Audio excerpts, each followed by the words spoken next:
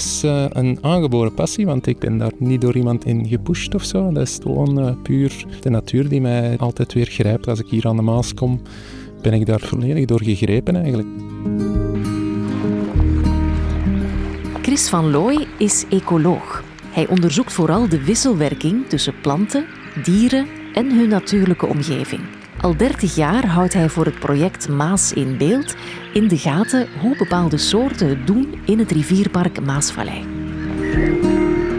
En dat doen we door in de terreinen te gaan kijken naar de typische soorten van het riviergebied. En die gaan we specifiek opzoeken en dan gaan we die tellen.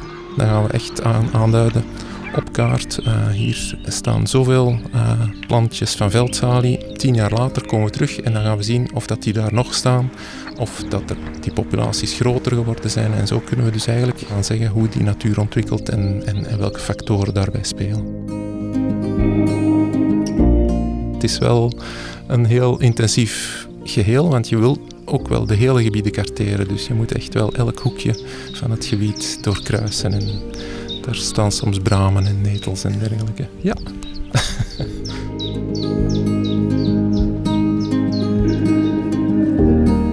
Ja, Chris heeft er veel voor over. En dat komt omdat hij weet dat deze natuur zoveel potentie heeft. Zelfs als het met grote uitdagingen geconfronteerd wordt.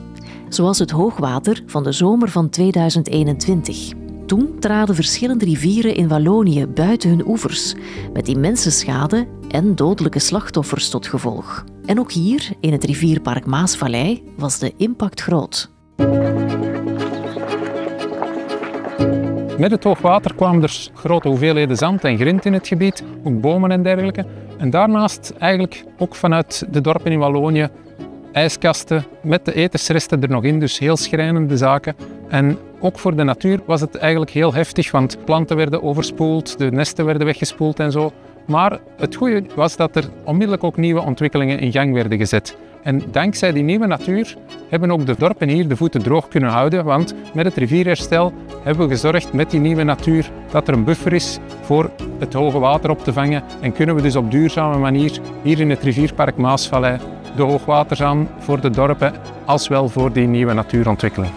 Amper een jaar na het hoogwater staken nieuwe plantensoorten de kop op en bleken overspoelde soorten hun weg te hebben teruggevonden naar het rivierpark Maasvallei, dankzij bijzondere overlevingsstrategieën. En zo zien we dus dat er soorten zijn die bijvoorbeeld gaan vluchten naar hogere plaatsen of sommige soorten net gaan profiteren van het aangevoerde sediment van de rivier of van het kalkrijke water om zich te gaan uitbreiden binnen de gebieden. Dus zo zien we die typische riviernatuur dat die heel weerbaar is voor hoogwater. En het is die weerbaarheid die Chris bewondert en vooral inspirerend vindt. Ook voor de mens.